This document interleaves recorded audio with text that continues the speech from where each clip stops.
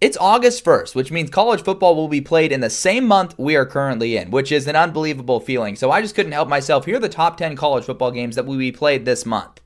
At number 10, I've got Boise State at South Florida, one of the biggest non-conference group of 5 matchups. You've got the Broncos coming off of a college football playoff appearance on the road versus a South Florida team that once again getting a lot of hype in the offseason. A lot of people thinking that Alex Golesh can turn things around. They need to win this one because their next 2 games are at Florida and at Miami.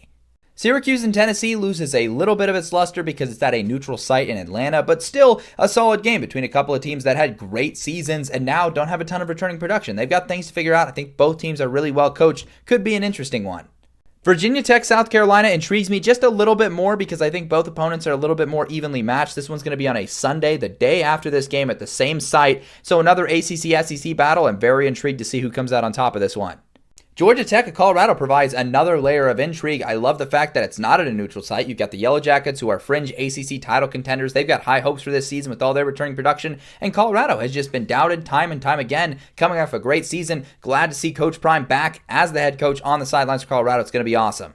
Auburn at Baylor just has a unique flair of a matchup we won't see very often, and I think that gives it a little bit more meaning. Baylor, a team that thinks they can contend in the Big 12, ride the momentum from their 6-game regular season winning streak from last year. And for Auburn, a lot went wrong last season. They've got some buzz and some hype. They're hoping to turn things around and flip the narrative on the road against Baylor. It's a pretty hostile environment. Speaking of tough home field environments, I'm not sure there'll be a tougher one to play than at Florida State in week 1. Alabama has got themselves a doozy of a matchup, and they need their new pieces to gel early to avoid a trap and losing an upset in week 1. We do get Farmageddon early this year in Dublin. I don't love the fact that this is at a neutral site. Feels like this is a rivalry game that should be enjoyed in the confines of the home field environments, but we'll take it nonetheless. It's going to be a game with huge Big 12 title game implications. You got a team that was there last year versus a team that has been in the conversation under Chris Kleiman essentially every single year. Catholics versus convicts is always cinema, and I just love the fact that Miami's hosting this game. Notre Dame probably still going to be favored, but the added layer of intrigue from the fact that Miami can match their roster and the fact that they've got some pieces that if they gel, like Carson Beck at quarterback, they've got sky-high potential. That could be a huge win for them early in the season, and for Notre Dame, they've got to win this one.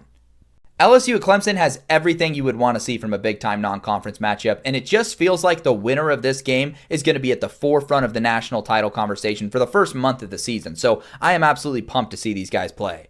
And then finally, we've got Texas at Ohio State. I mean, what more could you ask for than a game between two opponents that were in the college football playoff semifinals last season? You've got the big brands, the big names like Manning on the back of a jersey for the quarterback in Texas. That is as big as it gets. I am so unbelievably pumped for that game. It might be the best game of the whole season.